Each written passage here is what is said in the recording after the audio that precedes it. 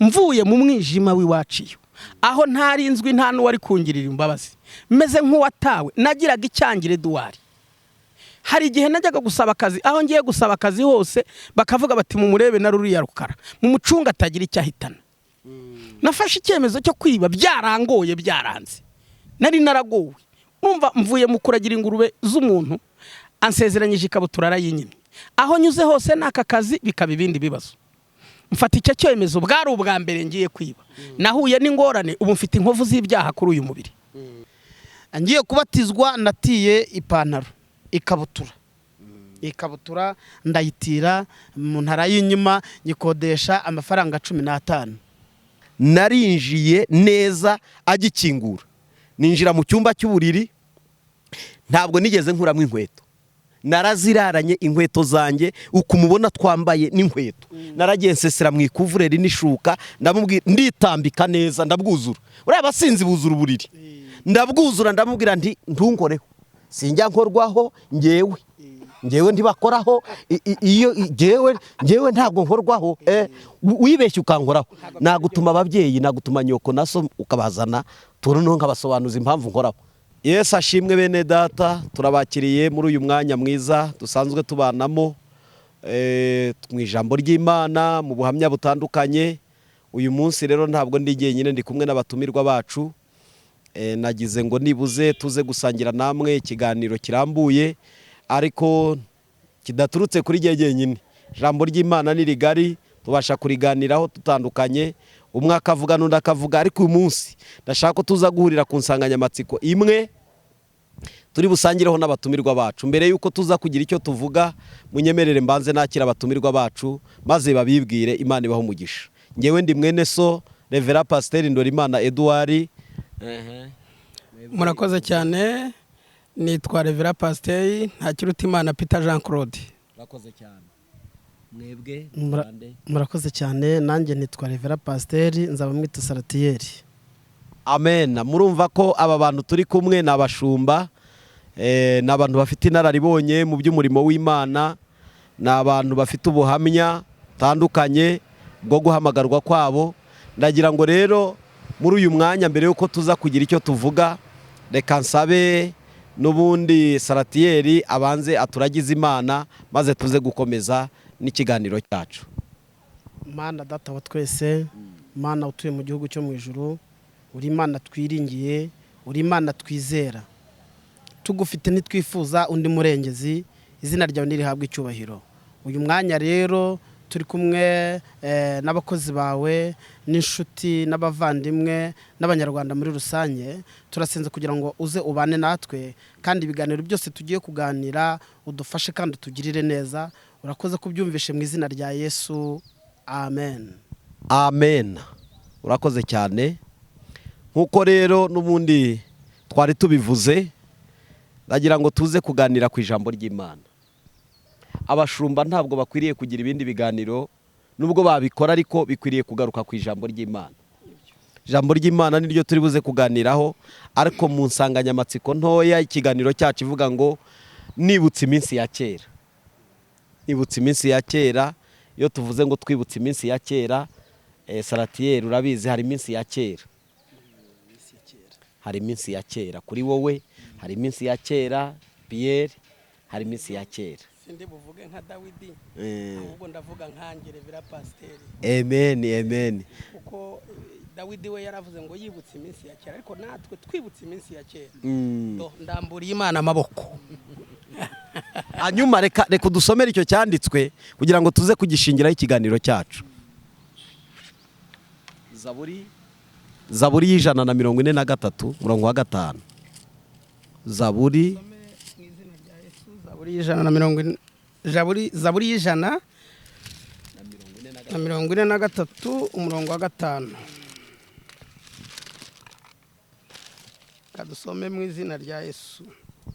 Nibutse iminsi ya kera, nibwira ibyo wakoze byose.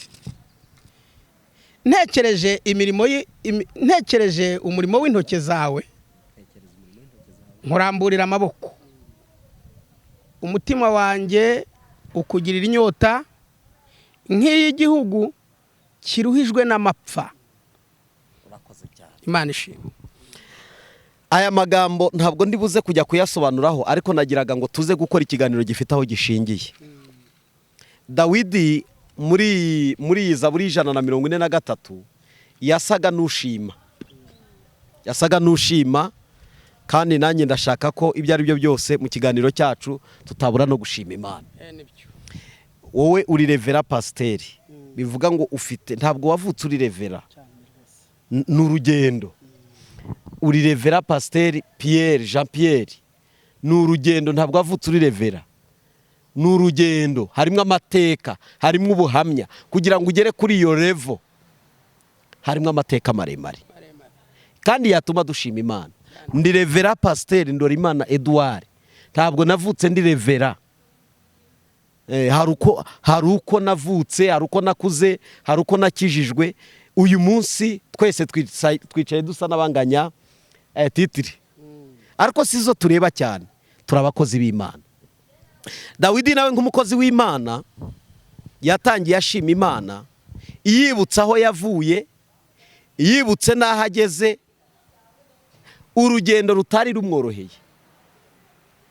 Bakozi b'Imana, ndagira ngo tuze kuganira. Dawidi ubivuga yabaye mu ishyamba, ariko mbere y'uko aba mu ishyamba afite urugo avukamo. Mu ishyamba afite icyo yakoragayo, yari umushumba uragiye intama. Niba harimo n'ihene Bibiliya ntibivuga, ariko burya iyo umuntu ari umushumba ashobora kuba uw'inka cyangwa uw'intama cyangwa n'uw'ihene. Burya umushumba nyine wo mu ishyamba uragira amatungo habamo ubwoko butandukanye. Ariko hari iminsi yo kuba mu ishyamba, hari n'iminsi yo gukurwa mu ishyamba akitwa umwami, hari n'iminsi yo kugira ngo abe umwami, yemezwe nk'umwami yicare ku ntebe asimbuye Dawidi nako Sawuli.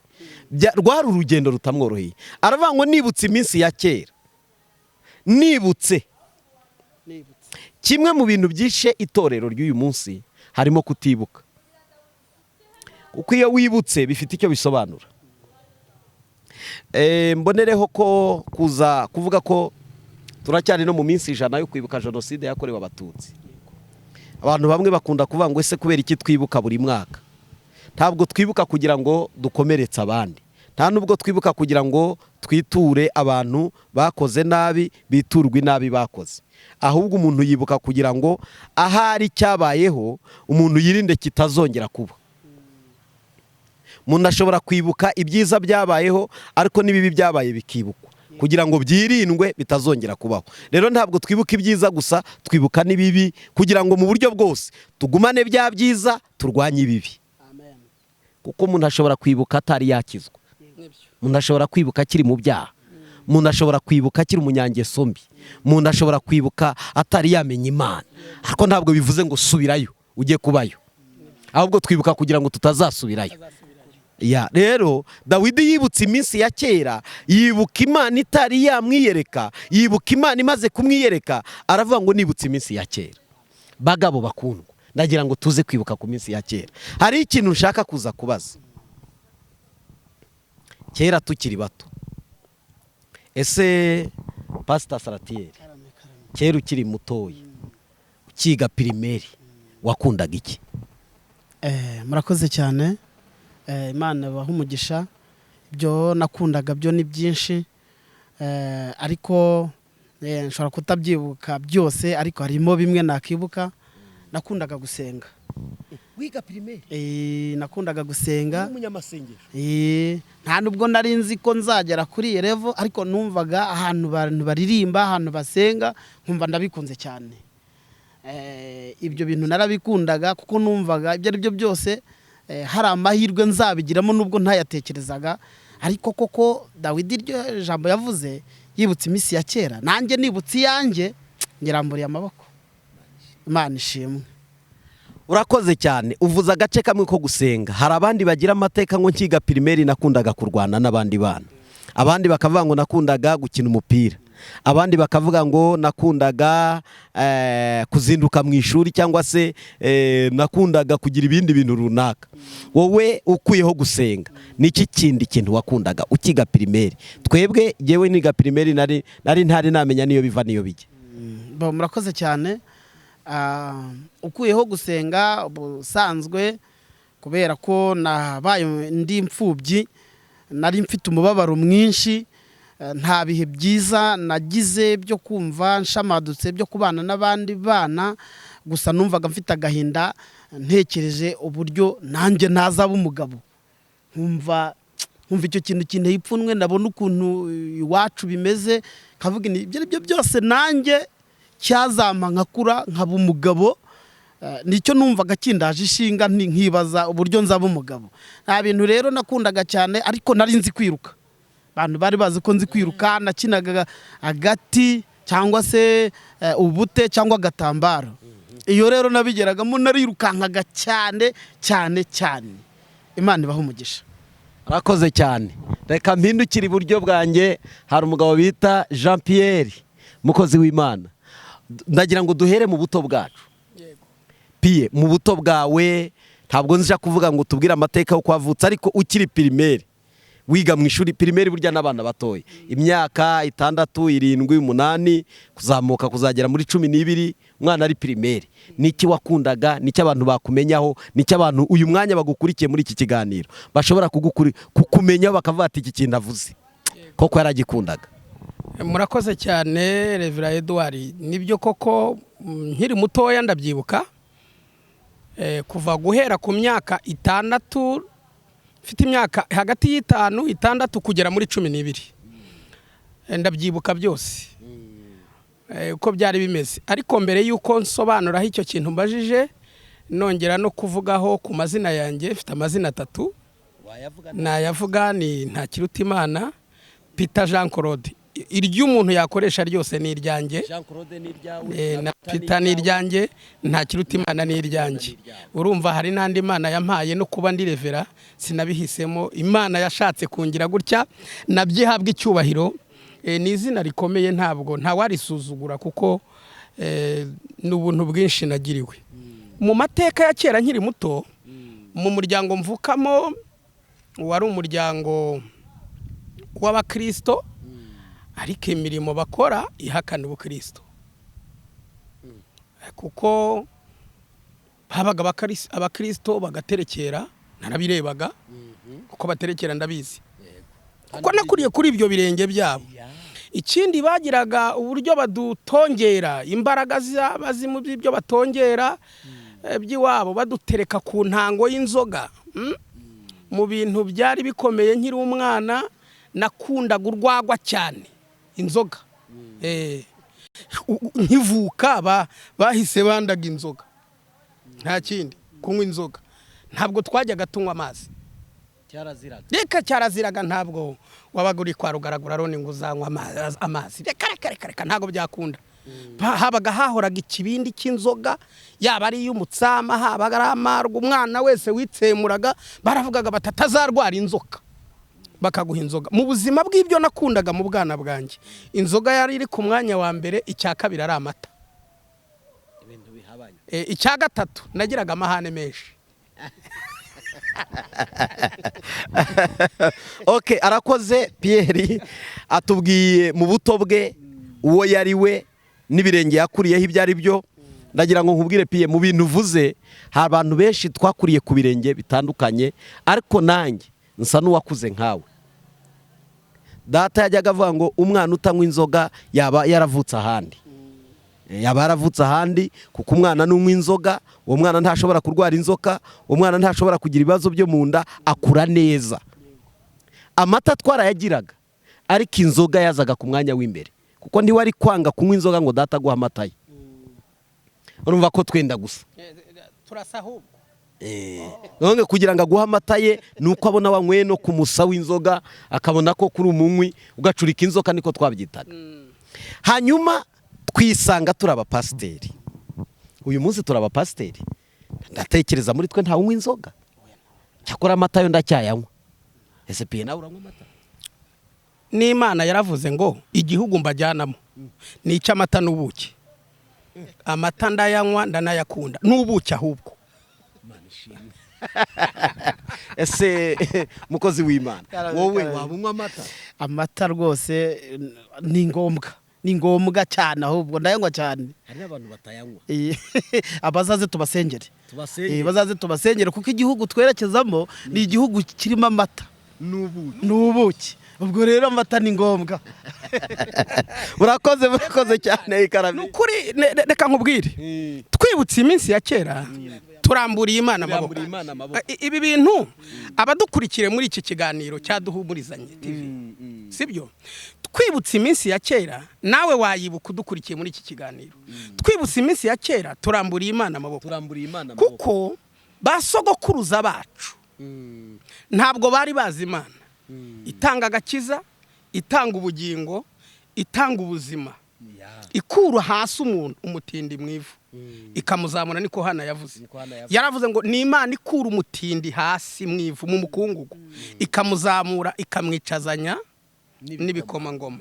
ni Imana ikura umuntu mu gasuzuguro, mu mwanda.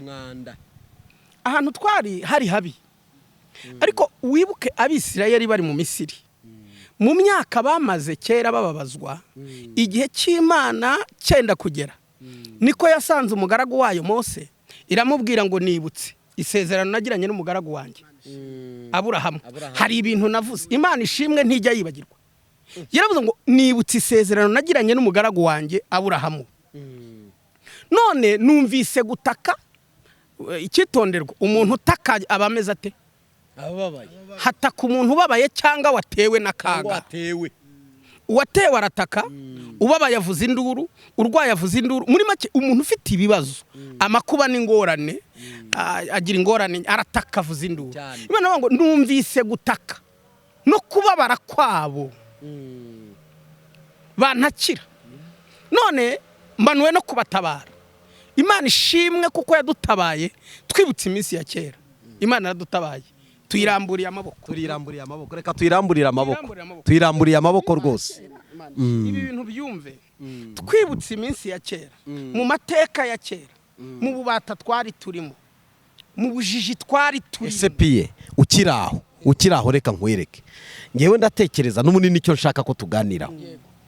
Iminsi ya kera turayivugaho rwose, kandi abantu iyo tumaze kugera heza tujya twibagirwa ko twari habi. Niyo tumaze kugira intambwe Imana iduteza, hari igihe twibagirwa ko Imana ariyo yayiduteje. Ndagira ngo nze kureba, dutangire tumaze duhamagarwa twari bandi, uko hari aho Imana yadusanze. Piye, ndagira ngo uze kutubwira mu ncamake. Urabizi warahamagawe, ariko ndagira ngo utubwire gato cyane, ndetse na mugenzi wacu Saratiyeri nawe araza kutubwira, kugira ngo tuze gusangira ubuhamya bwanyu agace n'ubuhamya bw'uyu agace. Nanjye ndavugaho agace. Warinde mbere utari wakizwa, wabaye ndumaze gukizwa, waciye mu buhe buryo? Utubwireho gatoya, maze abagukurikiye bagutega amatwi bakumve. Murakoze cyane. Pierre wa kera, Claude wa kera, cyangwa se Ntakirutimana wa kera, iyo nibutse ubu uko nari imeze, umutima wanjye n'ubwenge bwanjye biha Imana icyubahiro. Mu myaka ya kera ntarakizwa nari mubi, nta wundi murage w'ibintu byiza nari narabonye, kuko basogokuruza bacu batubahaga Imana. Icyo cyari ikibazo gikomeye ku buzima bwanjye. Ndashimira Kristo Yesu wanyemeye kubw'icyo. Oya, ntago nari kwemerwa, nta ngingo indengera yari gutuma nemerwa mu bwami bw'Imana, kuko mu muryango w'iwacu nta mutambyi wari uhari. Nibura ngo kwizera kwe cyangwa se aba ariho ikimenyetso cy'amaraso ya Yesu. Kubw'icyo, icyo gusa, nkuko Pawulo yavuze ngo umwe muri abo bombi babana, kubwe umuryango ushobora kwezwa kubwe, nibura ngo adusabire. Nge ntabwo ari uko byari bimeze. Ndibuka mfite ubwenge guhera ku myaka 6 ndabizi. Nari mfite ikibazo cy'ubupfubyi kuko ntagiraga ababyeyi, ariko nabaga mu muryango birumvikana. Umuryango nakuriyemo, nakuze tutazi Imana, tudasobanukiwe by'Imana, dukurira mu buzima bubi kandi budashimishije. Nari nkennye mu minsi ya kera, nari imeze nabi, nari ndi hasi, ndetse sinabona uko mbivuga nuko mbisobanura, ariko nari ku kigero cyo hasi kugeza ku buzima bwaho nabuze uburenganzira bw'umwana binkuriramo kuba mu buzima bwo mu muhanda bamayibobo, urumva mayibobo itagira ishusho, ndara mu makanevo y'amateme, ndara ku mabaraza y'abantu. Ndibuka umuntu wa mbere wangiriye neza yari umuzamu witwa Nepo, yancumbikiye ku rubaraza arambwira ngo ningumaha mayibobo zindi nkuru zagombaga kunca amafaranga 200, kandi ntabwo nari kuyabona, kandi iyo ntayabonaga batubyinishaga icyitwa igifuni bakadukubita, kandi bagakubita amaguru bati uragura itabi, zana amafaranga yo kunywa urumogi. Nge ntago nigeze nk'uru urumogi, sinananywe itabi, ariko narayacibwaga, kuyabona byabaga bigoye. Uwabanyonguruyeho n'umugabo witwa Nepo, ni umugabo w'Imana, ndamukunda cyane, yangiriye neza, ariko nawe Imana yamugiriye neza. Ntakiri umuzamu, n'umugabo w'icyubahiro, Imana yarakoze.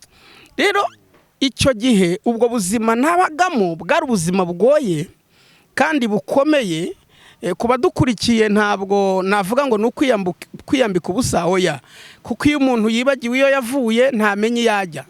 Mu mahame yacu ntabwo dukwiriye kwibagirwaho Uwiteka yadukuye, biragatsindwa, ntabwo nabyibagirwa, ntibibaho.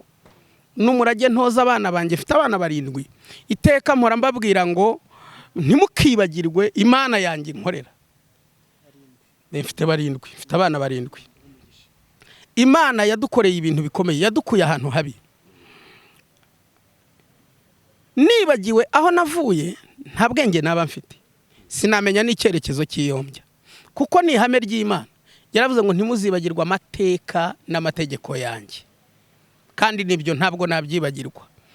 Ndibuka igihe kimwe njya kwakira Yesu, mbere yuko nakira Yesu mu buzima bw'ubwana, ikintu cyari cyarambase ni umudayimoni wo kunywa inzoga n'urugomo. Urugomo wararwanaga cyane. Nagiraga abadayimoni b'imbaraga, nari nzi kurwana, kandi nagiraga umwuka w'imbaraga w'abadayimoni, ntabwo bapfaga kunesha. Iyo nahagurukaga baranzi. Hari akandi utaruzi Revera Edouard, aho mvuka Nyamagabe, abantu baho baranza bari Nyamagabe. Iwacu ni Nyamagabe, mvuka ahantu ku musozi w'ahantu bita Ikiyumba, naho niho mvuka.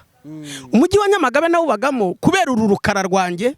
Abantu banzi mu minsi ya kera za 97, 98 kugera muri 99, Imana yankuyeho izina, bajyaga bampimbaga Nzobe kubera urukara, kandi aya maso atukura iyo ryabirindukaga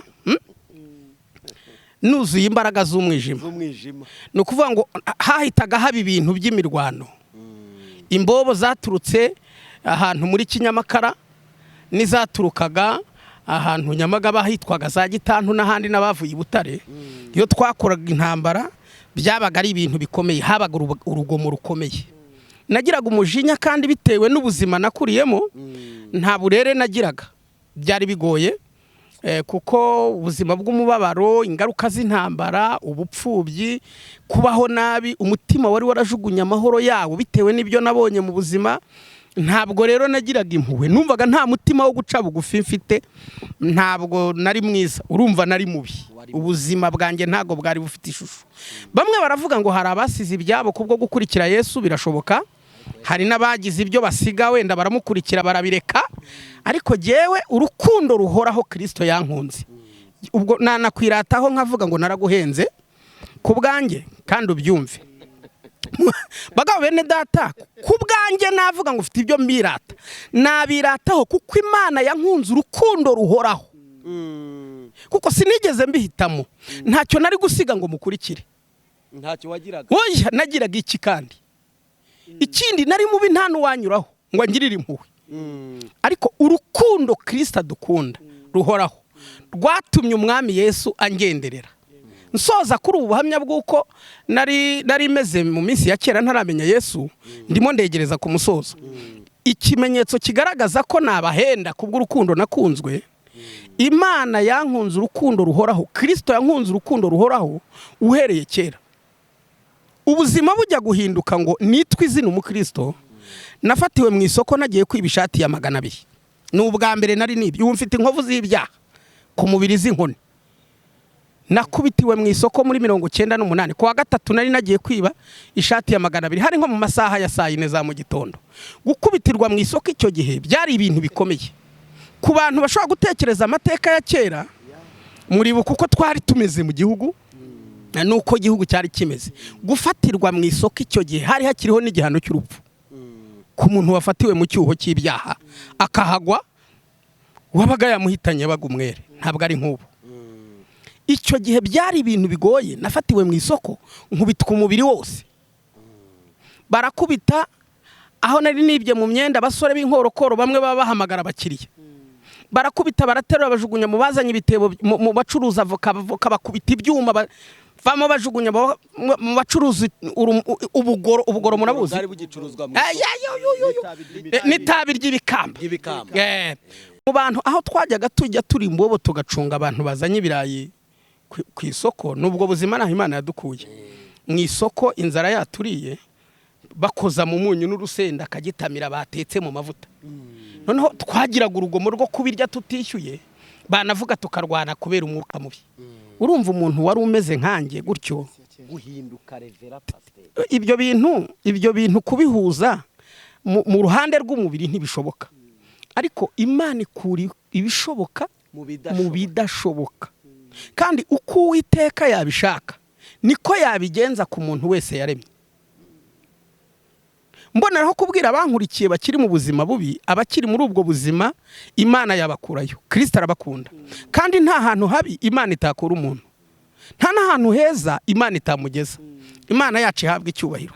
Tuyiramburiye amaboko twibutse iminsi ya kera. Kubw'icyo kintu inkoni nakubiswe bajugunya ahantu munsi y'ibihuru byari bihari icyo gihe, n'isoko nta bwiherero ryagiraga. Umuntu wese uko yumvaga kubwe yahitaga bikemurira hafi aho mu bihuru. Barakubise banjugunya mu mazira ntoki hepfo hafi aho mu gihuru.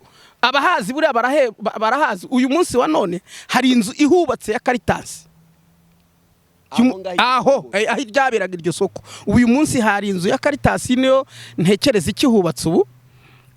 Hepfo yaho hari ishyamba rya pinusi bajugunyamo, banjugunyamo nk'uwahwereye, kandi amatwi ntiyaracyumva.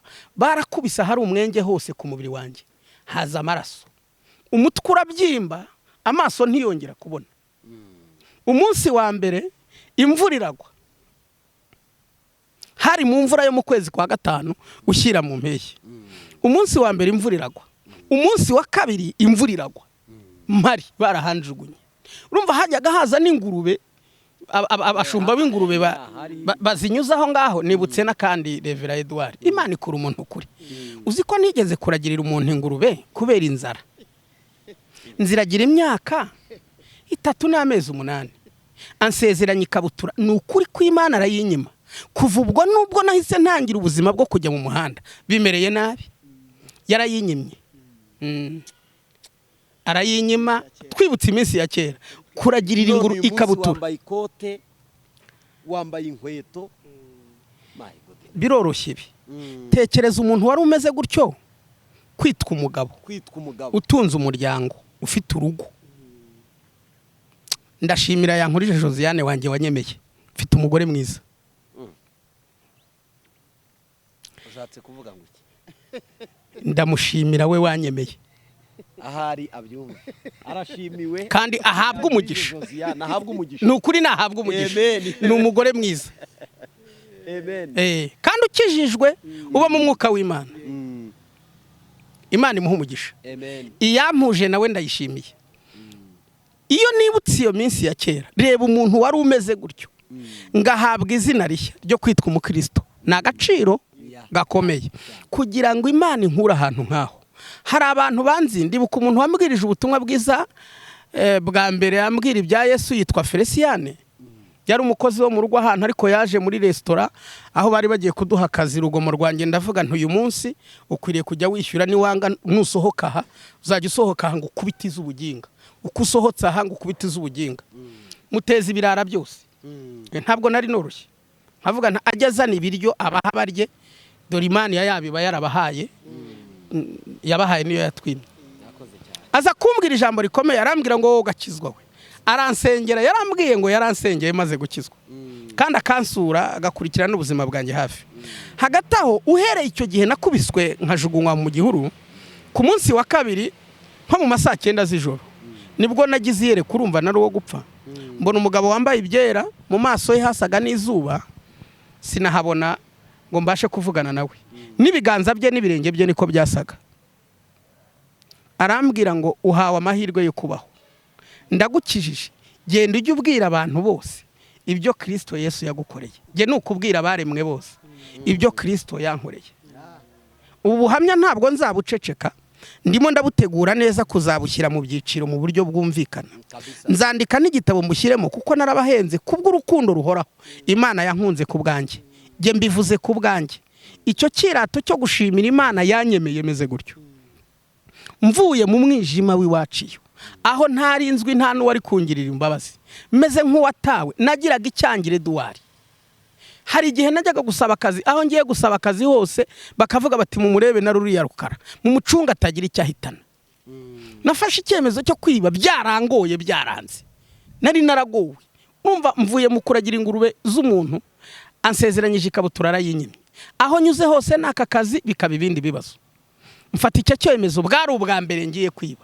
Nahuye n'ingorane, ubu mfite inkovu z'ibyaha kuri uyu mubiri. Imana impagakiza gutyo. Uhereye uwo munsi nagize iryo yerekwa. Narakangutse numva umutwe utangiye kubyimbuka. Mu ngingo aho bakubise zikajya zivuga nk'ibitego nk'umuntu ukora siporo, ingingo ze zigatandukana zigakocagurika. Ndamanuka njya gukaraba, nta n'isabune nari mfite. Hanyuma numvise akuka kagarutse njya gusogongera. Nzenguruka umujyi wose nsogongera wa Nyamagabe inzoba. Kandi nagiraga dayimoni w'icyaka kuko najyaga gusunikira abadahambana ku musozi w'ahantu bita Ngirye. Inzoga zivuye aho bita mu Rurangazi. Ngahagarara ku musozi, nagiraga urukote rurerure, nagiraga umuheha munini muremure, nagiraga dayimoni w'icyaka. Dayimoni w'icyaka yaramereye nabi cyane, kugeza kuri urwo rwego nazanzamutse mpera ku kabari ka mbere aho bitaga mu Gasitwe, ngenda nsogongera. Nzenguruka ahitwa kwitaba, ngenda nsogongera. Numva ntibihagije, ndamanuka njya gutega abantu bitaga abadahambana basunika inzoga. Nagiraga urukote rurerure kubera no kudakaraba. Burya rega abantu baba mu buzima bwo gukoronezwa n'umwuka wa Satani n'ibibazo. Ntabwo ushobora gukaraba, usanga badacya badakaraba, babaga bararwaye imvunja. Uzimvunja twari zaratujeho kubera kutoga no kudakaraba. Ubwo buzima bwari bubi cyane. Nagiraga ikintu cyitwa umuheha cyangwa se umuseke kinini ku buryo nitunaga ku kibido ngiye gusunika. Abantu basunikaga inzoga, hari abantu nzi bakijijwe. Nibutse uwitwa Eliya dushimiye Imana, twajyaga tubana muri ubwo buzima. Ndashimira Imana yamenye umwami Yesu. Ubu n'umugabo yarakijijwe, n'umugabo mwiza cyane, afite itorero i Bugande, abwiriza ubutumwa bwiza, ni Revera Pasteur. Imana yamugiriye neza. Hari n'abandi bantu benshi twabanaga muri ubwo buzima. Imana yagiye ihindura amateka, basubira kwiga, bamwe bajya mu ishuri barangiza za kaminuza, bamwe ni ba executive, abandi ni abaganga.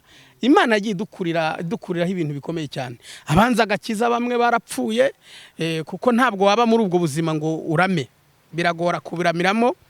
Wasangaga biteye ubwoba, barwaraga indwara n'ubuzima bubi, ugasanga bamwe zirabishe. Hanyuma iyo nabaga nasunitse nakubitaga mu gitumba cy'insina, ku buryo nageraga haruguru ikijerekani nagiciye umuzizi, akagira ngo ndasunika. Buri munsi nahoraga nasinze, nta bindi biryo nakundaga inzoga.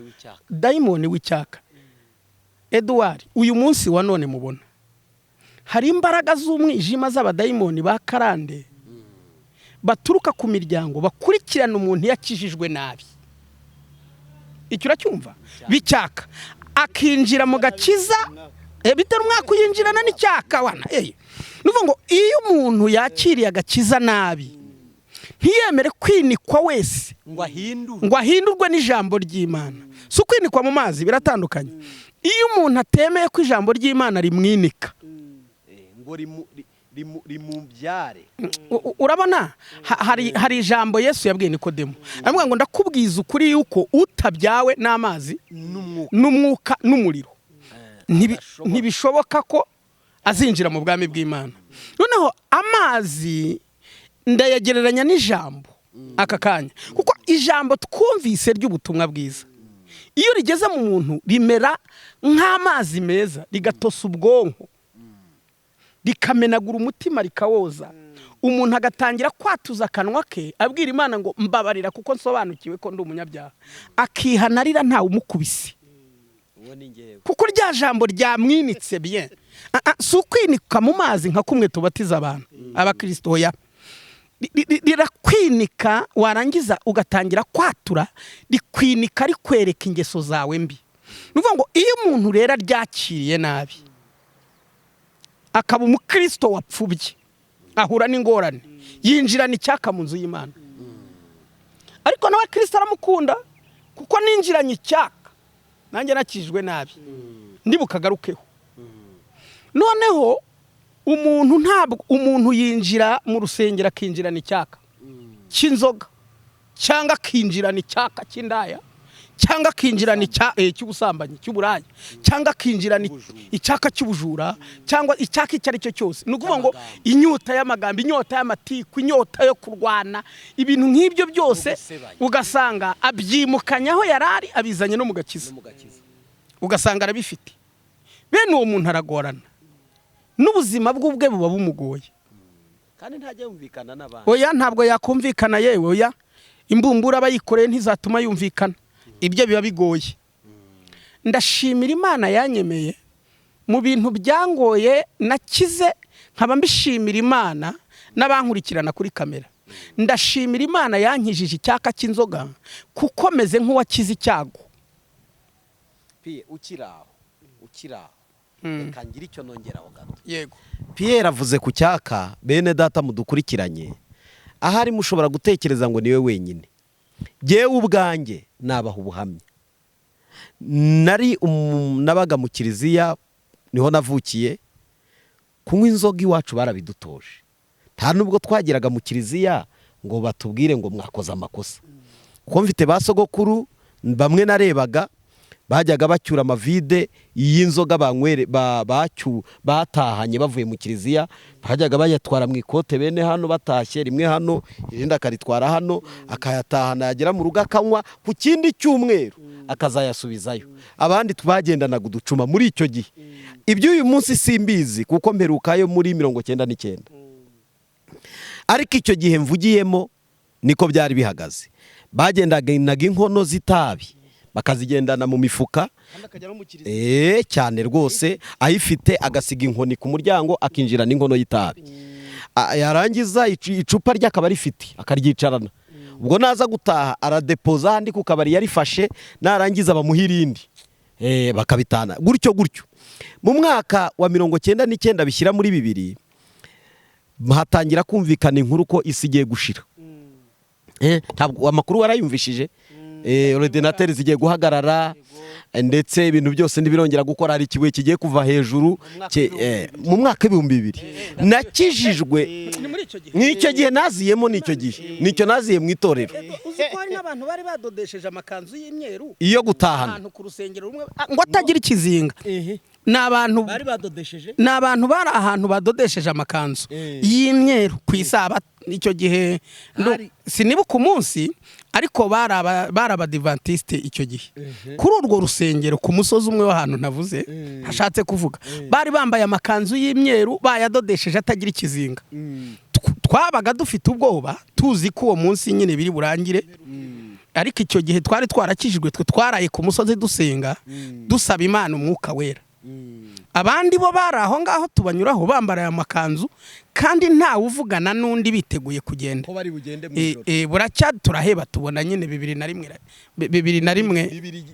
Ni muri 2000. Ni muri 2000. Byari muri 99. Biri bushire muri 2000. Uwo munsi rero umwaka ushize tubona nta kibaye. Cyahindutse, n'abambaye amakanzu ntibagiye. Ntago bagiye. Ngiki icyo gihe nicyo naziyemo. Reka mbabwire gato rero. Urumva icyo gihe tware abanyeshuri nibwo twari tukijya muri segonderi. Icyo gihe cyari igihe twese dufite ubwoba. Ngewe ninjira mu itorero ninjijwe n'ubwoba, apana gakiza. Nari mbaye nk'uhungiyeyo. Reka ngende, dore ni munsi y'urugo aho urusengero ruri hari hepfo yaho twari dutuye, manukirayo. Ndategereje, nari nambaye isaha zirya za disco ukanda ugashyiramo reveil ikaza gusona. ndagakizemo ndaregera neza ngo ndebe ko isaa sita z'ijoro nizigera ikibuye kiratugwira bikarangiriraho. Bahamagaye abihana mu masaa yine hafi saa tanu. Urusengero rwose twarahagaze turahagarara, uwihana arihana, mana sinze gupfa mfanye ibyaha, uzangirire neza umpa ijuru, birarangiye ibyo nariye n'ibyo, ibyo nambuye n'ibyo, ubuzima bwose kwari ukwihana. Turategereje saa sita kuko ntawe ari gutaha saa sita zitageze, tubona ubuzima burakomeje. Isaha birakomeza ngira ngo twashyashye mu masaa 9 z'igitondo. Enda kubabwira iki rero, bukeye numva bya bintu niterabwoba, ugira ngo narakijijwe, ariko nagumye mu rusengero ngumamo kugeza ubwo nagiye muri korari, njya muri korari y'urubyiruko, ariko icyaha cyo kunywa inzoga cy'icyaka kikimbamo. Ku bwa karande iwacu haba banywe, buriya icyaha cyo mu muryango wanjye ikiharangwa cyane ni ukunywa, ariko hari bamwe bitabereye icyaha, ariko kuri jye ni icyaha, cyita icyaha kubwo kumenya ijambo ry'Imana. Ariko hari abandi babyeza bakavuga ati nta cyaha kirimo, ntawe duciriye urubanza, mutubabarire, nta n'uwo dukomye rutendera ngo twavuze ku itorero cyangwa idini runaka, ariko turavuga ibyariho kandi biriho nibyo bigomba kuvugwa. 2001, 2002, 2003 nibwo naje mu mujyi wa Kigali. 2003 nakomezanyije cyaka mba mu itorero ndanywa, noneho ngeze hano i Kigali 2004 ngira akabari mu Giporoso muri koridoro cyane. Erega narasogongeye, barambwiye ngo vuga ko wakire Yesu umwami n'umukiza, nakire Yesu umwami n'umukiza. Vuga ko wanditswe mu gitabo cy'ubugingo ukwe mu cyo kurimbuka, nanditswe mu gitabo cy'ubugingo nkwe mu cyo kurimbuka. Byose ndavuga, ariko guhinduka rekada. Reka mbabwire ikintu, kandi uyu munsi abameze batyo barahari. N'uyu mwanya badukurikiye hano kuri televiziyo barahari, bari mu itorero byananiye, avuga ati ndifuza kubana n'Imana, ndifuza guhinduka, ariko byarabananiye. 2005, 2006, 2007, 2008 nkiri wa wundi. 2008 nibwo nakoze mariage. Umunsi nashyingiweho, maze iminsi 2 nshyingiwe, naraye mu kabari nywa amacupa asaga 12 ya mitsingi yose, kandi sha wumve ufite umugeni mu nayanyweye mu masaha 2. Ugira ngo nanyweye amasaha menshi, nanyweye agafanta ku mugoroba, ndanywa agafanta bugeze bwije ndavana, ariko ubu sinzabyimbinda. Ariko ngubu herega n'inshuti zirambwira ati ariko sha ubu pe ugiye kunywa utuzi, unyweye utuzi twafanta uranyweye tugeraho ukabyimbinda. Reverend, twibutse iminsi ya kera. Naranyweye uwo munsi, reka nkubwire piye, natashye mu masaa 9 z'ijoro.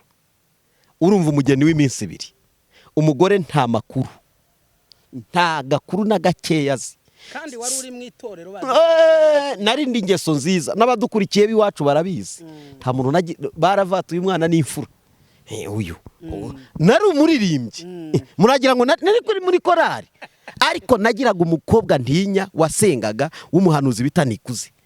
Imana imuha umugisha kubw'uwo yuzuraga umwuka wera. Hari n'undi bita muyomba wanjye bamwita Dominiko, iyo buzuraga umwuka wera nasengaga ati Imana bahuma amaso mu izina rya Yesu, ntibambone ntibamfate, Mana ndengera kubwa uyu munsi wa none sinzongera.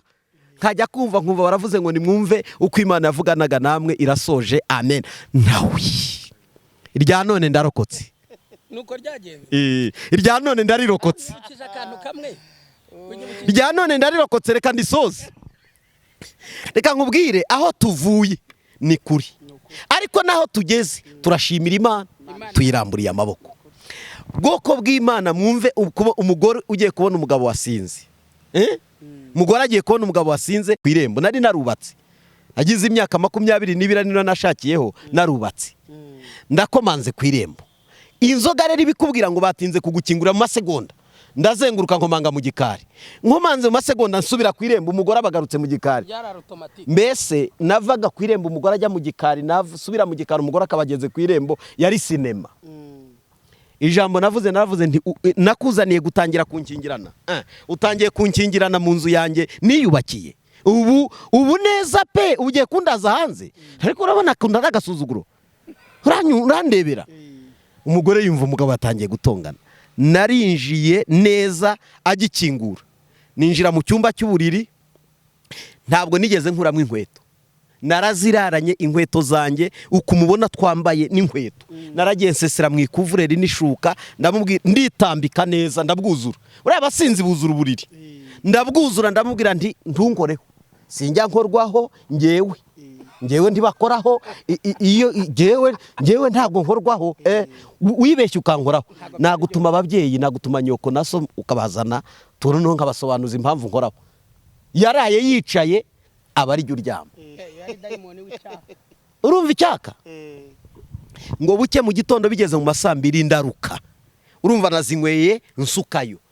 Hari abantu basukayo, hari abantu batagira parido basukayo, kandi abagira icyaka piye uzi ko nagiraga inyota kugezaho n'uwanyaye hariya mpumurirwa inzoga ubwoko yanyoye, ngahita mvantu yanyoye hano yanyaye primus, iyi ni primus we, niba kandi yanyoye Guinness Coca kamenya ngo iyi ni Guinness Coca.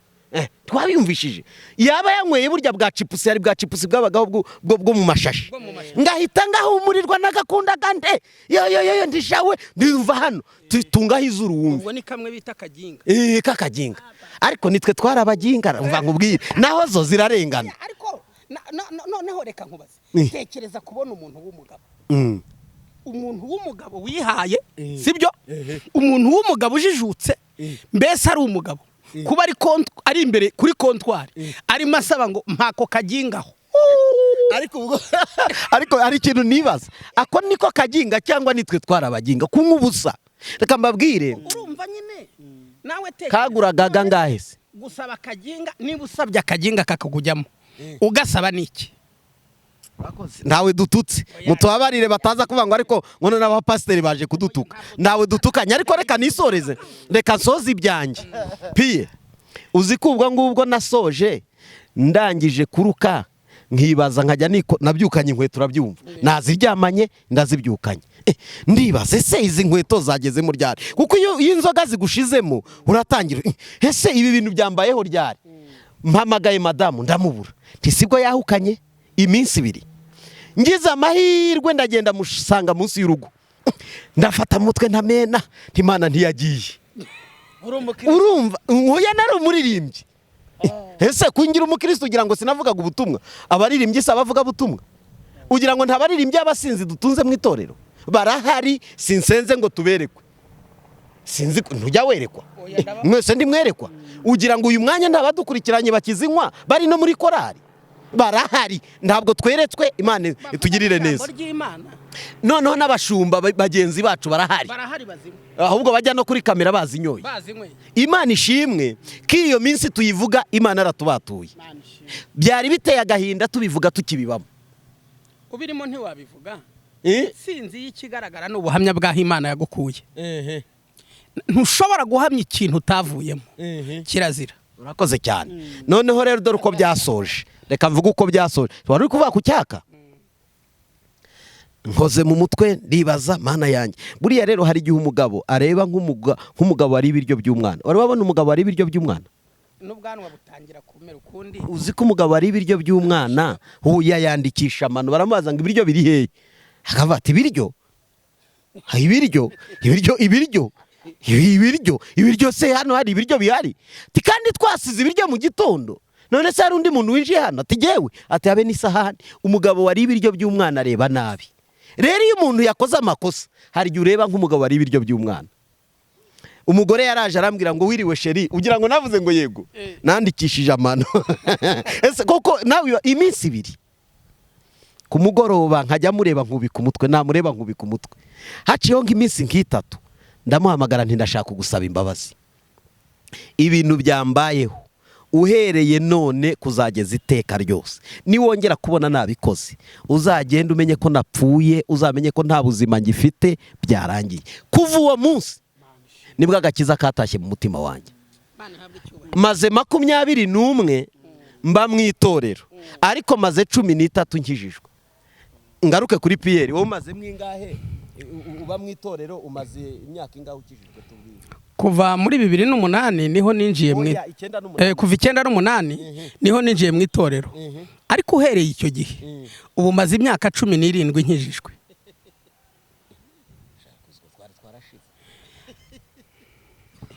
Uranyumvira ra? uranyumvira ubwo kuva 98 kugeza uyu munsi ni imyaka 20 n'ingaha batubarira 23 none hari mwitandatu y'imfabusa yabaye hari mu karindagiza yo kugira ute niyo guhuzagurika. Bakundwa bene data mudukurikiye, ndaje ngaruke kuri Saratiyeri kugira ngo tuze kwihuta tugane ku musozo. Ese Saratiye, wowe wenda watubwiye ngo uri pirimeri warasengaga, nta kibazo, ndumva yaravukiye mu gakiza, we yaba yaragiriwe ubuntu bugeretse ku bundi, nawe twaramuhenze. Dushima Imana yanyemeye meze gutya.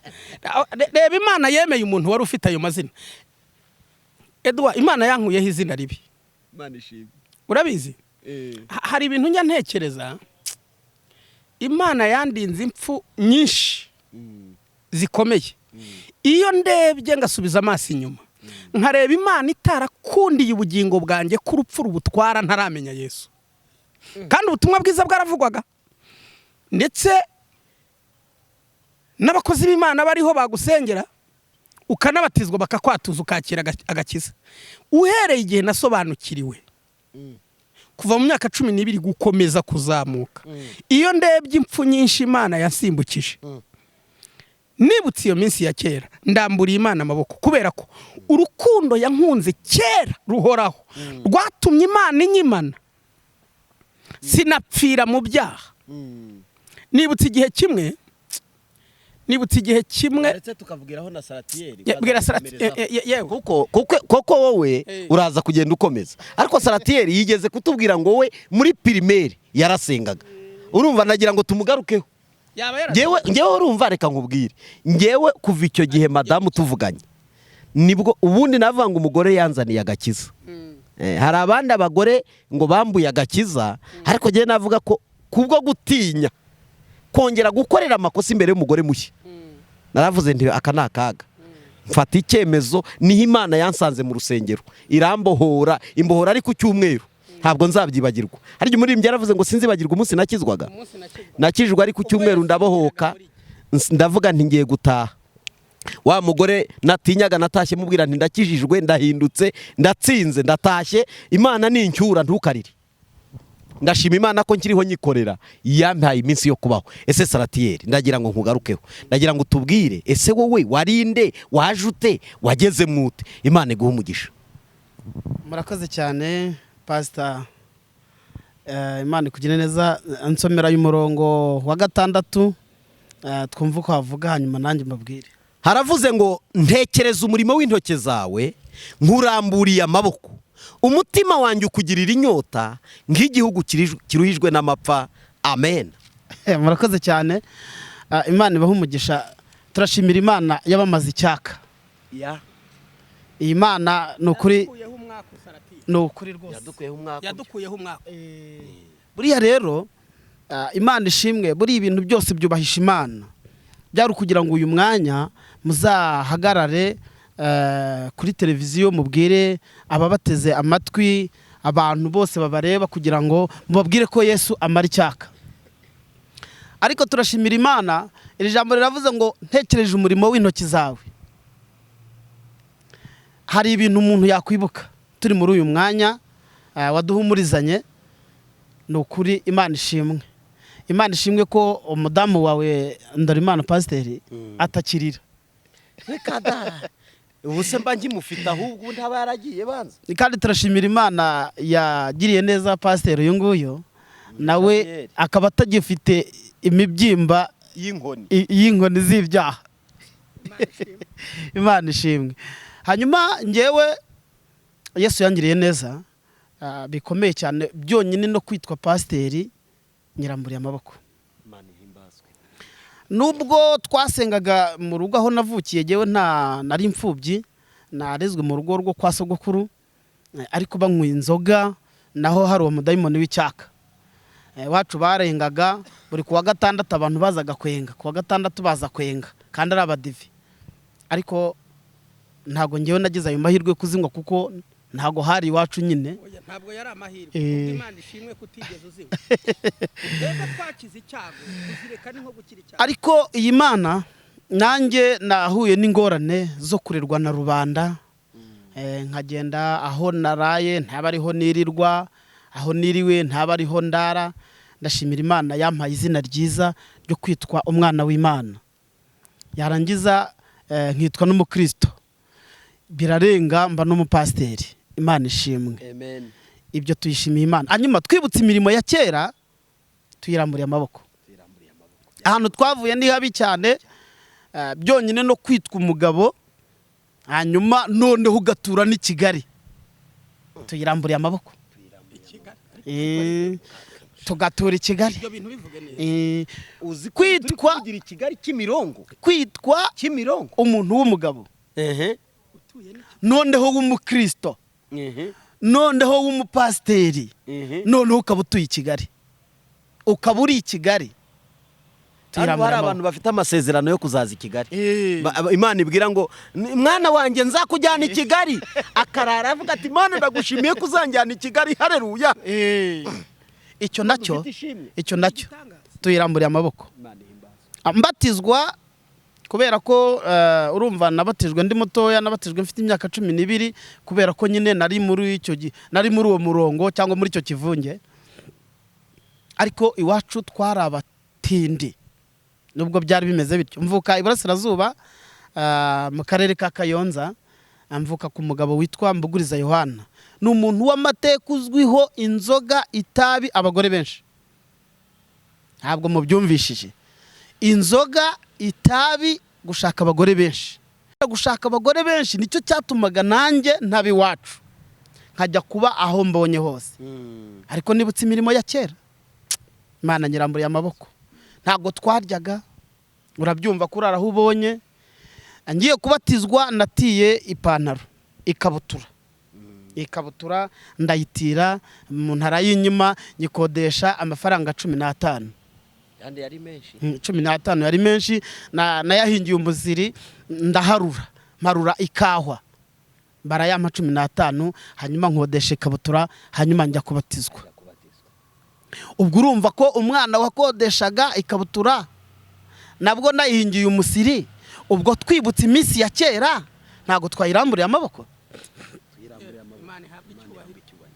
Hanyuma ubwo buzima nabubayemo, mbubamo mbabaye, mbubamo ndira, mbubamo nta byiringiro.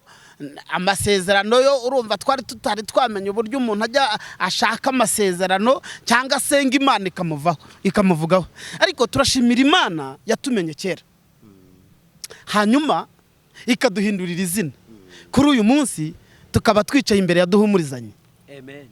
Duhumurije abantu bose bari mu kaga, duhumurije abantu bose bari mu bibazo. Tuvuge ko Imana izatugirira neza. Twibutse iminsi ya kera mibi, tubayeho nabi, turya ibijumba, turi imfubyi, tukanywa mu gikatsi cyo bita amatetu. Twibutse iminsi ya kera, tuyiramburiye amaboko. Nabayeho mu buzima bubi, mu buzima bubabaje, mu buzima bw'ubupfubyi, murabwumva, mbwinjiranamo na 94. Ariko ndashimira Imana yuko uyu munsi nicaranye n'abagabo 2, kandi rwose abagabo Imana yavuzeho, abagabo b'amateka. Imana yajyaga imbwira ikambwira ngo izanyicazanya n'abantu bakomeye, nkavuga ariko byaturuka hehe? Nkanzaba mwitaho kwambuguriza nakicara hehe? None nicaye imbere ya televiziyo ndimo ndabwira abanyarwanda ngo niduhumurizanye. Ni muhumure. Reka mbabwire, ni muhumure. Umuntu wese wavuzweho n'Imana, Imana izamugirira neza. Dawidi avugira ijambo ngo nibutse iminsi ya kera, iminsi yari yibutse iminsi y'ubushumba bw'intama, kuba umukozi. Yibuka iminsi yagendanaga imvumba, iminsi yabayeho mu ishyamba ababaye arira, nta nubwo yarazi ko azaba umwami. Nta makuru yari afite, n'iryo sezerano ntaryo yari afite, kuko Imana ntiyari yarabimubwiye. Nta muhanuzi wigeze ubimubwira. Ntawe. Avugira ijambo ngo nibutse iminsi ya kera, kandi mwibuke ko uyu muhungu Dawidi burya hari akandi kantu kuri Dawidi. Dawidi yari abizi, kuko hari ikimenyetso yari yarahuye n'umuhanuzi Samweli, amusukaho amavuta akiri umwana muto. Iminsi yababajwemo uhereye ku minsi ya kera yo gutumirwa, ubwo ubwami bw'Imana bwageraga iwabo, ubwo yarobanurwaga, Samweli nk'umuhanuzi yamusutseho amavuta yo kuba umwami.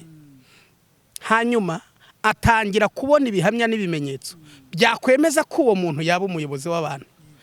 Areba uburyo Imana yagendanye nawe mu ntambara, areba uburyo Imana yagendanye na Dawidi mu guca igihanga mu rugamba rwe hagati na Goliyati, areba uburyo yacitse inkota ya Sawuli, areba uburyo baje kumubikira abiyataraje kumubikira ibyabaye ubwo iby'abatambye ubwo yahanyuraga, areba uburyo yihinduye umusazi agahobo ibimyira ageze mu Bafilisitiya, areba uburyo yabanye n'Imana ari mu buvumo bwadura n'abasirikare 400 yatozaga, arabyitegereza, areba uburyo yashonje akajya kwa Nabari gusaba icyo yamuramiza bikabukundi, areba bya bintu byose arabikusanya, aravuga ngo nibutse iminsi ya kera muramburiye amaboko.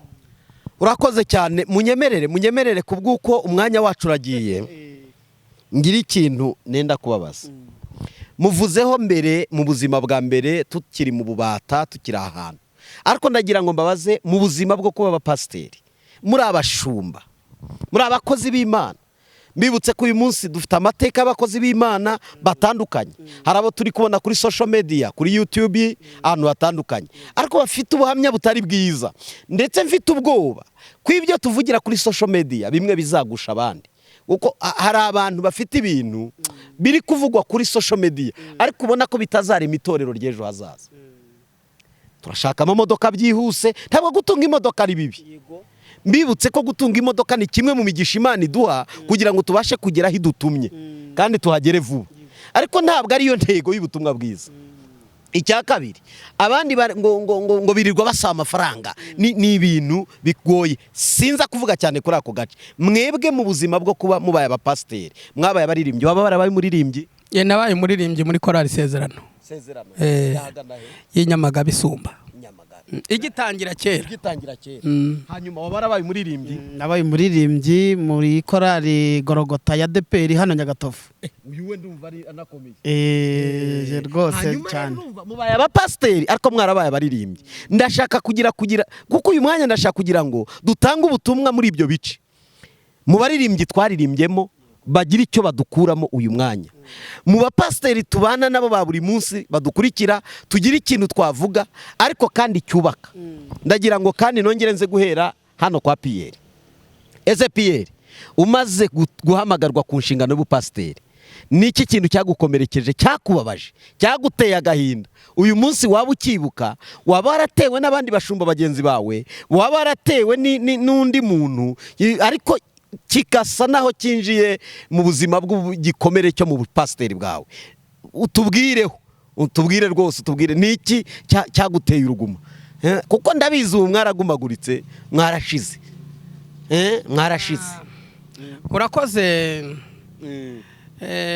pasiteri kumbaza icyo kibazo, ariko mbere y'uko ngisubiza nashakaga kugira ikintu mvuga ku kigendanye n'agakiza twahawe. Ijambo rimwe, kivuge nta kibazo. Imana Data wa twese yo yonyine nigira ijambo rya mbere n'irya nyuma ku buzima bw'umuntu. Nuvuga ngo nashakaga guhumuriza abantu bafite abo babana badakishijwe, babasengera bakabona bidahinduka, ntibacogore mu gusenga, kuko uko bimeze kose natwe muri ubwo buzima bw'imyaka 6 nabayemo duhuzagurika. Baradusengeraga, abashumba baratwingingiraga, abinginze bo mu itorero baratwingingiraga, n'inshuti baratwingingiraga, kugira ngo Imana itugirire neza, itwiyereke. Nk'uko umuririmbyi yaririmbye akavuga ngo sinzibagirwa igihe nakizwaga. Niyo myaka wabaraga umaze ukijijwe, kuko Kristo yakugiriye neza. Nagira ngo duhumurize abantu bafite abo babana mu miryango badakijijwe, ntibacogore. Niba hari urugo rurimo aba bana badakijijwe, umwe wenda akaba akiyoberanya, ibyo twita kwiyoberanya mu itorero, nawe siwe kuko yakabaye asobanukiye icyo arimo icyo ari cyo, ntabwo yaba muri buriya buzima buragoye kandi buravunnye, busuzuguza umugabo cyangwa bukaka indangagaciro y'umuntu mu rugo rwe. N'umugore uburimo bumwambura agaciro bukamusuzuguza. Nkavuga ngo uwaba bufite yihangane mu miryango itwumva y'umuntu wari ugiye gufata icyemezo cyo gukora divorce nona. Mu izina rya Yesu Kristo dukorera, nta divorce, twirukanye divorce mu rugo rwe. ahubwo ubuntu bw'Imana n'umwuka w'Imana bujye mu rugo. Nagira ngo nsabe uyu mwanya dusenze isengesho rivuye mu kanwa kanjye, ubwami bw'Imana buze mu bantu bubatse ingo bafite ibibazo bimeze gutyo by'aba bana badahuje, kuko harimo abihanganiye abandi wenda bakanabihisha ariko babona kubyihanganira bibagoye. Yesu byashoboka ko yagenderera uwo muntu. Ubwami bw'Imana buze nibugera iwawe ntabwo basigara uko bari bameze. Ndatangaza aya makuru ngo ntudevoruse, ntiwigumure ngo wivumbure, ntuve ku buntu bw'Imana, kuko nta muntu n'umwe wagira ubushobozi bwo kwihagakiza, ni kubw'ubuntu bw'Imana. Kandi iyo umuntu yateye intambwe nubwo yagenda akosa ariko agakosa yinjira mu nzu y'Imana, yinjira mu rusengero, yinjira mu gushaka abakozi b'Imana, nubwo byakwanga bigatinda guhinduka, umunsi umwe kwizera kwawe no gusenga kwawe n'ijambo rituje no kwerera imbuto uwo muntu mubana, ndahamya ntashidikanya ko Imana ishobora kubagenderera kandi agakiza kakaza mu rugo, akagira amahoro nk'uko natwe twayagize, kandi mugahabwa izina rishya ndetse n'ubuzima bwo mu buryo bw'umwuka bukazamuka ku rwego Imana yishimira. Imana ishimira. Hari abantu uvuzeho birankanguye, ndakomeza kuri icyo kintu cyacu cy'umuhamagaro. Hari abantu ngo bashaka gutandukanywa n'ubukene, ngo uyu mugabo udakora, uyu mugabo utagira icyo yinjiza, uyu mugabo utangurira igitenge, uyu mugabo utanyambika, uyu mugabo utishyurira abana ishuri, uyu mugabo. Hari abantu benshi bafite ibibazo ngo bigiye gutuma barekura. Wabasubiza iki? Muri ubu buzima gukena bibaho kandi umuntu akihangana, gusonza bibaho umuntu akihangana kandi akabana n'uwo babana. Watanga igisubizo cye? Reka ugisubize witonze. Ndagisubiza nitonze. Gukena bibaho ni ibisanzwe, gukena birashoboka, bibaho, ariko ntabwo ari ikintu kizahoraho. Ntabwo ari karande y'ubuzima ko umuntu ashobora gukena ubuzima bwe bwose. Wabarakennyeho? Wabarakennye umugore akakwihanganira? Ngitangira navuze ngo ndashimira umugore Imana yampaye, ndamushimira ngashima n'Imana wanyemeye, yihanganiye ubuzima twanyuzemo. Dushakana, umunsi dushakana twarakennye kugeza igihe inzara yaturiye iraturya. Nzi inzara, inzara narashonje, nzinga inkuba z'ikibuno, ndi umugabo. Mbabarira, iyo uvuze inzara narashonje, reka mbivuge, siyo topic twari turiho numvaga atari, ariko reka mpumuriza abantu bameze batyo. Uretse no kuvuga inzara, twarashonje, amaso araturumbuka, turasonza. Nibaza niba ndi umugabo biraducanga, aho nzenguruka mu mujyi ntari umuswa, nzi gukora, ngira n'imbaraga zo gukora, biranga, mbura akazi biranga. Ubwo buzima ntiyigeze antuka, ntiyigeze ambwira nabi, ntiyigeze yivumbura, ewe ntiyigeze agira n'umuntu ajya gutura ibyo bibazo, habe no kujya iwabo. Iyo niwe wankomezaga iteka. Mfite umugore ufite umutima ukomeye, yarambwiraga ngo rega witinya, siko bizahora ku bategereje Imana. Niba Imana ishimye ko duca kuri iki gikombe, akunda kugira ijambo rivuga ngo niba Imana ikugize intego, hama hamwe tu bakumasheho, abamasha bamashe, nuba intego nzima bagahamyamo ntutentebuke nk'umuyaga uguhuhe. Igihe nikigera Imana izakwishimisha iminsi iruta iyo twababarijwemo. Ibyishimo bingana n'iminsi twababarijwe, iruta ibyo twababarijwemo. Ngo izatwishimisha iminsi iruta iyo twababarijwemo. Twarakennye, tumererwa nabi, turasonza, ntabwo ari ukunanganaga. Ntamushatse mfite ibiro 45. Imana ibana natwe, nta nzara yari yarigeze abona, ariko turashima Imana yakuye umwaka w'inzara mu rugo. Nta nzara ibi wanjye, tuyiramburiye amaboko. Nta nzara ibi wanjye, nta nubwo izongera kuhagaruka, nta n'umwana wanjye uzigera ugira inzara, nta n'uzayibona. Warababarijwe. Oya, nasabye Imana kandi uhereye igihe navukiye ubwa kabiri, iyanyemeye ikangirira imbabazi, urabyumva, ikantangaho incungu y'igiciro kingana gityo, ikanyemera nari umutindi uri munsi y'abatindi babahanye, ikanyemera ngahabwa izina Edouard, kuba twicaranye ni amasezerano ubu yasohoye reka nanakurebe urumva kuba twicaranye hano ni amasezerano ni ibintu Imana yavuganye nanjye nkimara gukizwa. Amen. Urabyumva? Amen. Ndashimira Imana ihoraho. Amen. Umuntu wantoje uburere yitwa Oliva n'umugabo we Tanazi batuye Inyamagabe. Barazwi n'abagabo n'ababyeyi beza. Yantoje umuco antoza uburere anyihanganira mu mafuti nagiraga kuko umuntu uvuye ahantu nkaho biragora kugira ngo ubwonko bujye ku murongo. Mvamo umugabo ariko muri urwo rugendo nagira ngo mpumurize abantu bashaka gutandukana kubw'ubukene kubw'ibibazo. Ntabwo icyari cyo gisubizo. Iyo abantu bahuye n'ikibazo intambara yose y'ubuzima ni intambara. Nta rugamba rw'ubuzima ruba ruto. Barihanganirana bakemerana bagasenga Imana bagashakisha gukora bahuje umutima. Ni ukuri Imana ikura umuntu hasi igahindura amateka y'ubuzima. Ni Imana ihindura amateka y'ubuzima. Ndabwira abubatsi ngo baruhijwe n'ibibazo by'uburyo butandukanye. Hari abasubiye inyuma bari abakungu ubukungu bwabo busubira inyuma busubira hasi. Hari n'abandi bazamutse Imana irabazamura bageze hejuru bararya barahaga baribagirwa mbese bagira ubuzima bwiza batangira kutumvikana kubw'umurengwe. Twirukanye dayimoni w'umurengwe mu izina rya Yesu. Ntabwo umurengwe ukwiriye gutuma mutandukana. Mwibuka iminsi ya kera mwari mumeze mwabanaga musangira dodo nivoka mutoraguye kwa Marigarita mwagera kwa Kakuza mukarya imboga za dodo musangije ubugari n'ibishyimbo bya mitiyu. None Imana yarabibutse musigaye mufite nka miliyoni 300 kuri banki utuye iwawe nta deni. None usigaye ubona umugore wawe ari mubi adakeye nka mbere. None umugabo wawe nta keya gitanga nta gisa neza ntameze neza nka mbere. Nagira ngo mbwire abo bantu ngo stop mugarukiraho mwibuke iminsi ya kera. Imana ikura umuntu hasi ikamuzamura kandi ishobora no kumucisha bugufi no kumumanura agacishwa bugufi. Urakoze piye. Hanyuma munyemerere tuze kugana ku musozo. Nagira ngo mbabwire nababajije turabashumba.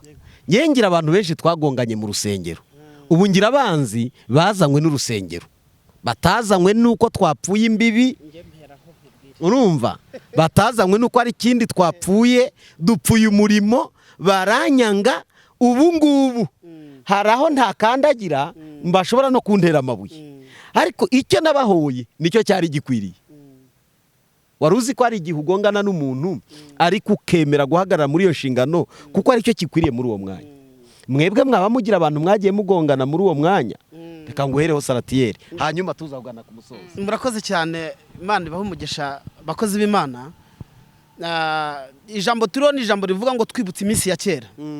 Imana tuyirambura amaboko. Amen. Hari iminsi mibi Imana yaturengeje.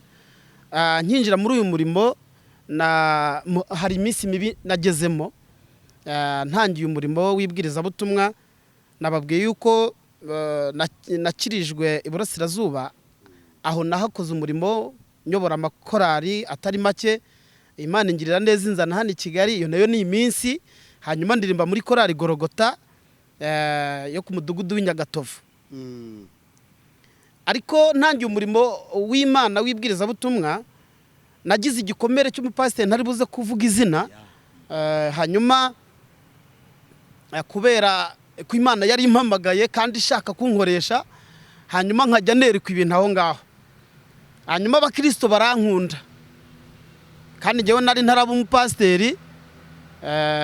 Ndumva ntari buze kuvuga iyo paruwasi kuko nyivuze ntago byaba byiza ariko Imana ishimwe ko iyo minsi nayo yayikuyeho. Hanyuma umupasiteri aza kuntumira arambwira tuze kuza mu rugo ndagushaka. Hanyuma ngezeyo aranyakira neza azana icyayi agishyira hariya. Nawe Imana izamukiza iyo minsi mibi imuvanemo imushyire mu minsi myiza. Buriya hari iminsi myiza nk'iminsi yo kuzura umwuka wera. Iyo nayo ni iminsi myiza ariko hari iminsi mibi umuntu akora umurimo w'Imana ariko akawukorana ibyaha. Iyo nayo ni iminsi mibi. Iyo ugeze mu minsi myiza y'ububyutse uravuze ngo nibutse iminsi ya kera. Burya ni nabwo bwa mbere bubyutse buruta ibiryo buruta amafaranga. Yego.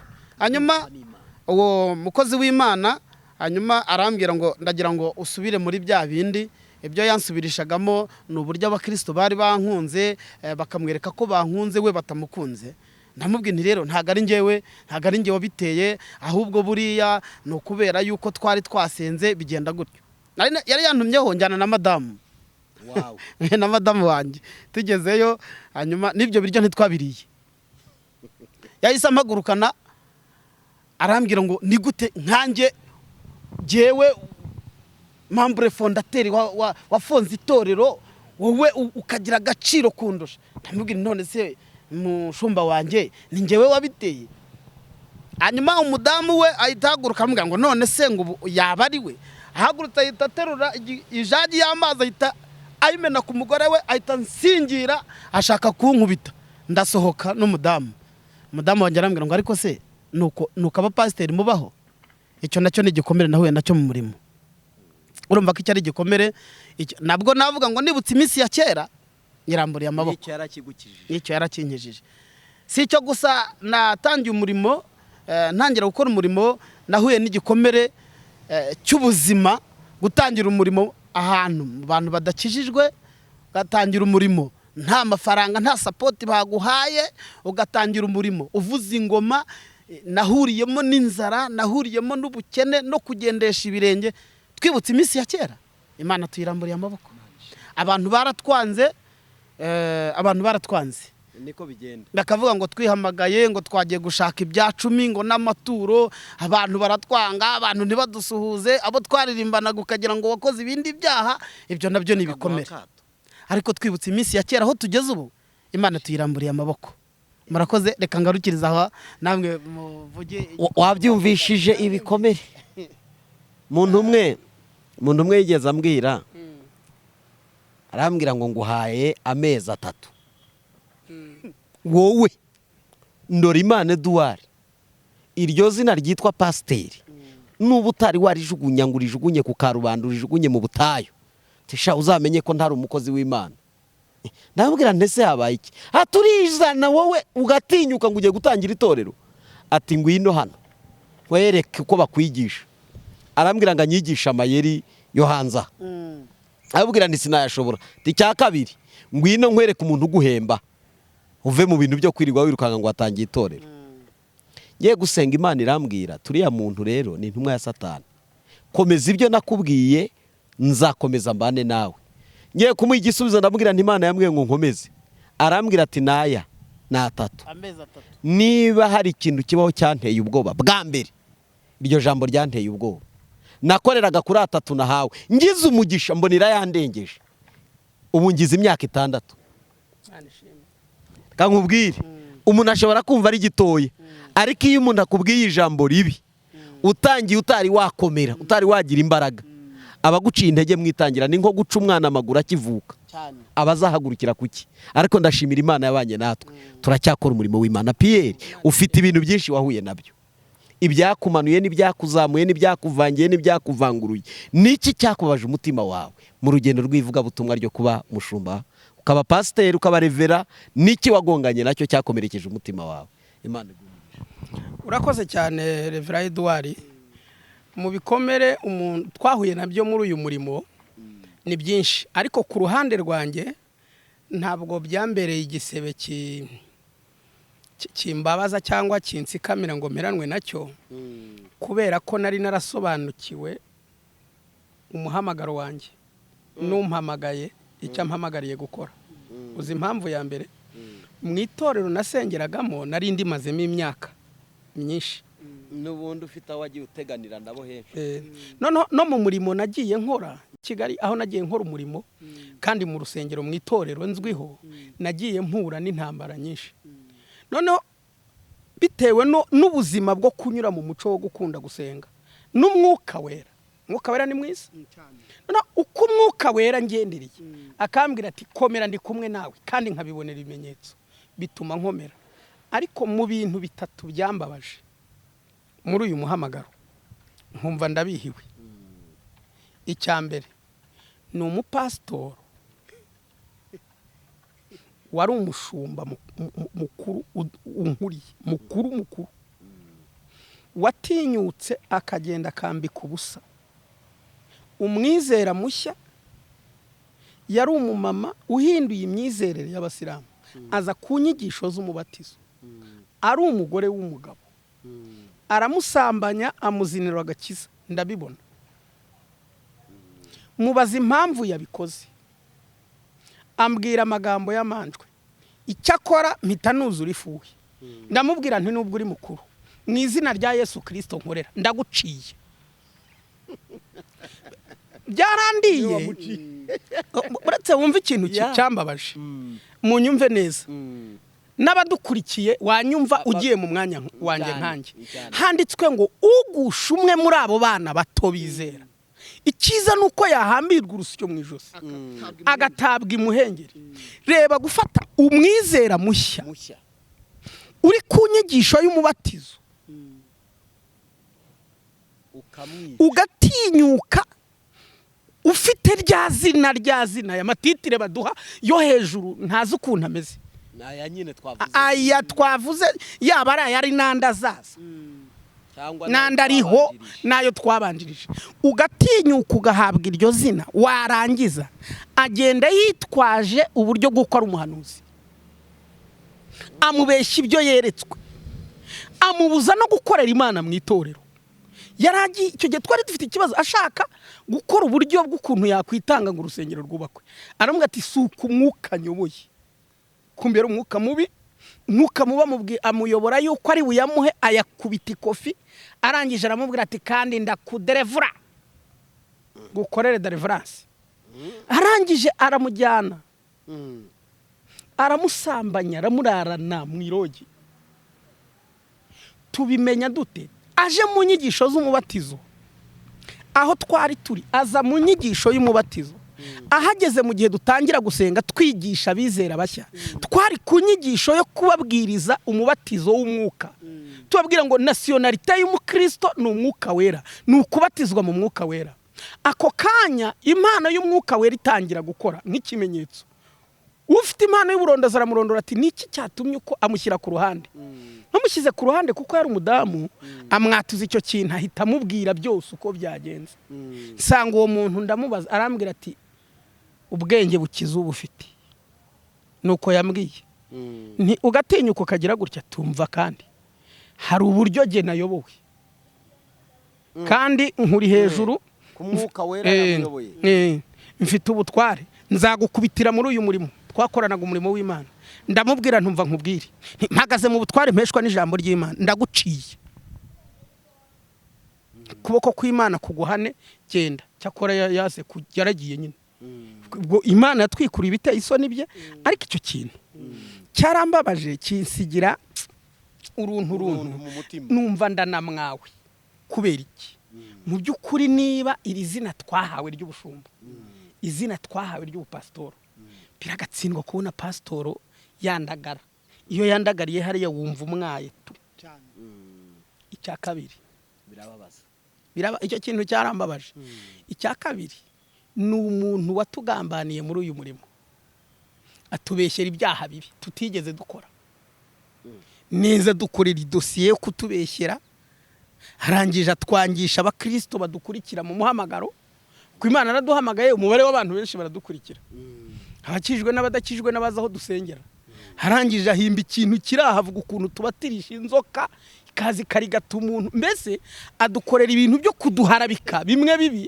kugeza n'igihe ashaka kubijyana muri rubanda abantu batangira kugira aho babigenzura abandi baranaduhunga kugeza ubwo muri karitsiye ntuyemo abakristo bari bahari twasenganaga kera mbere yuko abapastoro mu itorero nahozemo twajyaga guhaha bagakinga abeshya ko dufite imyuka mibi y'abarozi n'uwo dukozeho ibintu bye byose bihomba reba kuva Kanombe ukaza guhahira hano Kabeza cyangwa mu Giporoso hari amabutike aho ugeze akavuga ati kwa jinara Yesu kubera umuntu wakoze icyo kintu urumva nawe ariko ntitwacika intege umurimo urakomeza n'ubutumwa bwiza buriyongera Imana itwongerera abakizwa ariko ndagaya abakozi b'Imana cyangwa se abitirirwa izina ry'Imana ndabanenga nanabashyiraho umugayo iyo batinyuka guharabika abandi bantu bafite umuhamagaro gusenya ubutumwa bwiza kutemerana kubuharabika, kuvuga uko batari ntabwo ari byiza. Nta kindi twahamagariwe uretse gutwara ubutumwa bwiza bw'amahoro. Ntabwo ari ubutumwa buca ibice, si ubutumwa busebya abandi, si ubutumwa butemera abandi, ni ubutumwa bukwiriye kukwemera. Uri Revera Edouard, Imana ifite uko yaguhamagaye, ufite ikimenyetso kikwerekana aho uwo mwuka, ikimenyetso nabona nteretswe. Igikuru gikomeye ni uko ufite abagukurikiye bakemera umuhamagaro. Nta ufite nta wakujya inyuma. Bajya yahise bakujya inyuma bati ibishoboka. Ntacyo ufite, wameze nk'ikibindi kiri mu busa, hakagira umuntu uza. Impamvu wampamagaye nkakubaha, uri umukozi w'Imana nubaha. Nubaha ikurimo nigukoreramo. Nibwiriza wampa, nabanzi ko ndibwirijwe n'umuntu ururimi rwe ruvuga nk'umukozi w'Imana. Wabisigiwe kandi ubifite. Uriho umwuka w'Imana. Niyo yantegeka kambwira ati icara hasi nkubwire wicaye ku birenge. Nabanzi ko icyo gikorwa agiye gukorera mu buryo bw'umwuka. Nk'umuntu wabisigiwe gifite icyo kivuze. Uhereye kera niko abantu b'Imana, Bibiliya niko itwereka bajyaga babana n'Imana mu butware no mu bushobozi Imana yabahaye. Kandi wabyubaha bikakugiraho ingaruka nziza. Iyo bisuzuguye bibi bindi. Rero muri make ntavuze byinshi. Icya gatatu nababwira nahuye nacyo muri uyu murimo. Hari umuntu wamparabitse ngiye gusengerwa. Ku munsi nari ngiye guhabwa inshingano, niteguye natumiye n'abantu. Ndi buhabwe inshingano uwo munsi. Ngiye kumva numva ubuyobozi bukuru bw'itorero burampamagaye bati gahunda ntigihindutse, ahita nyandikira iretere yo kujya kuvuga ubutumwa handi. Natumiye abantu. Noneho umushumba wari kundambikaho ibiganza arampamagara ambaza ati ko numvise ko udashyitse bavuze amagambo, ambwira amagambo menshi bavuze. Urumva kubera impano y'Imana yari ndiho y'ubuhanuzi n'izindi impano zo gusenga no gusengera abarwayi, umubare w'abantu benshi bakundaga kumpamagara no kuza ku rusengero. Noneho aragenda aravuga ngo umva, uyu muntu ntabwo akwiriye, byaratangajwe ababimbwira kuwa gatandatu nimugoroba ngo ku cyumweru banyohereze kuvuga ubutumwa bwiza ahandi. Yambeshyeye.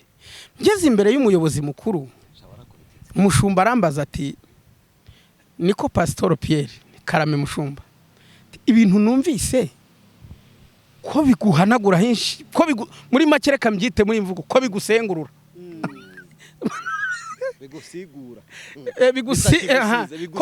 Ko bigusigura bitakigusiza ibintu numva ko bitagenda neza. Ni ibiki mwumvise nyakubahwa? Arambwira ati bambwiye. Okay, nta kibazo. None se niba abantu bakubwiye, Imana yo yakubwiye iki? Ijambo naribajije. Abantu bavuze. Imana yo yakubwiye iki? Konzi ko muvugana.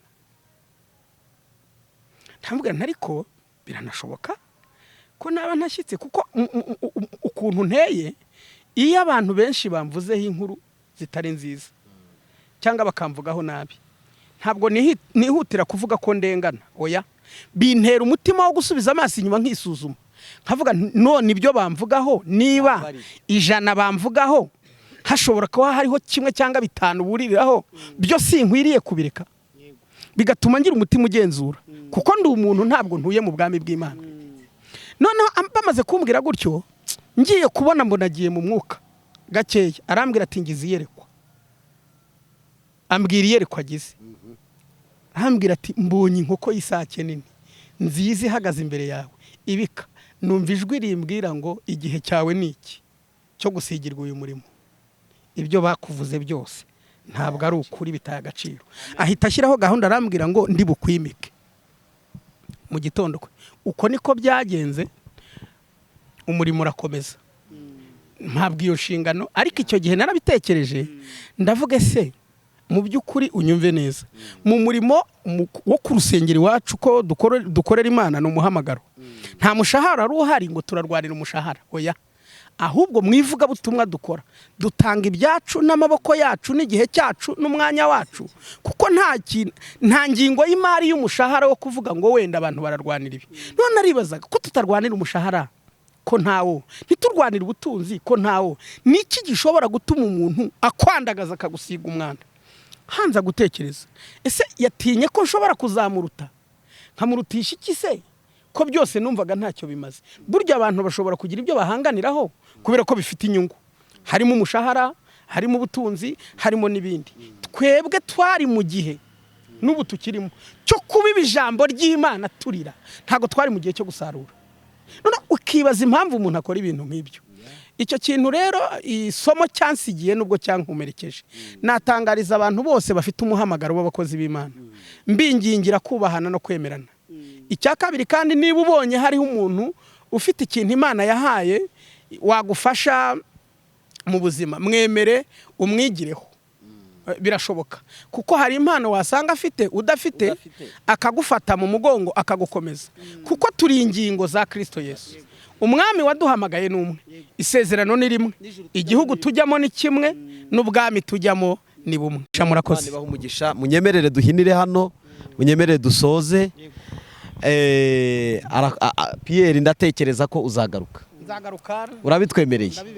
Ndabizi ko abantu benshi bari bukurikirana iki kiganiro bari buze kudusaba ko wagaruka, kuko ufite ibintu byinshi byo kuvuga, kandi Imana yagiye ikora mu bigendanye n'ubuhamya, kuko turi ku ijambo rivuga ngo twibutse iminsi ya kera. Iminsi ya kera twayivuga bukira bugacya titwayisoza. Ese mukozi w'Imana, waba warigeze ufunga uzira gukorera Imana? Baramfunze. Bamfungiye kuri sitasiyo ya polisi ya Kabeza, baramfunga maramo iminsi 2. Ibyo ndabyo nibutse iminsi ya kera, nabwo nyiramburiye amaboko, Imana yankuyeyo. Hari ikindi gikomere nagize, hari abantu bigeze kumfata bavuga ngo ndi umurangi kubera imirimo n'ibitangaza Imana ari gukora, ariko ibyo ndabyo turabishimira Imana, ntago ari inkovu z'ibyaha, ahubwo ni inkovu z'ibyiza. Nitugera mu ijuru tuzakirata ko Imana yatukijije iyo minsi mibi. Murakoze cyane. Nari ngize ngo nkimubaze, kuko nanjye nzavuga ubutaha, buriya nigeze gufungwa amezi 9 nzira gukorera Imana, nubwo nari muri procedure mburana, ariko amezi 9 nayamaze muri gereza mfunze mburana nzira gukorera Imana. Ese wowe wabarafunzwe Pierre uzira gukorera Imana? Uretse no gufungwa, mfite n'inkovu ku mubiri wanjye z'ibiboko byinshi, z'ibiboko byinshi, kuko byageze igihe nkubitwa ubwoba burashira. Ijambo rinzamo ryanditse n'inkakaje, rivuga ngo umwuka twahawe, umwuka wera twahawe si uw'ubwoba, ahubwo ni uwo gutinyuka, guhamya ukuri ku bwami bwa Yesu Kristo. Murakoze abadukurikiranye muri uyu mwanya, turabashimiye. Mwakoze kudukurikira, mwakoze gufata umwanya wanyu, tubashimiye uburyo mwadukurikiranye. Tubasaba ko mwajya mukora subscribe, ubona ko ari ikintu wajya ukura mu nyigisho zacu, gukora sabone, niko bavuga, sabone cyangwa se subscribe, gukora share ukabishayiringa abandi inyigisho ni byiza, by'umwihariko kuduha comment ukagira ubusaba uduha n'umugisha kuri twebwe, kuko turabakorera, turabakozi banyu, twifuza ko twabagaburira pari raporo ibyo mwifuza ko tubaha. Inama yanyu irakenewe, ibitekerezo byanyu ni ingirakamaro, inkunga yanyu mu buryo bwose turayishimira. Imana igibaha umugisha. Murakoze.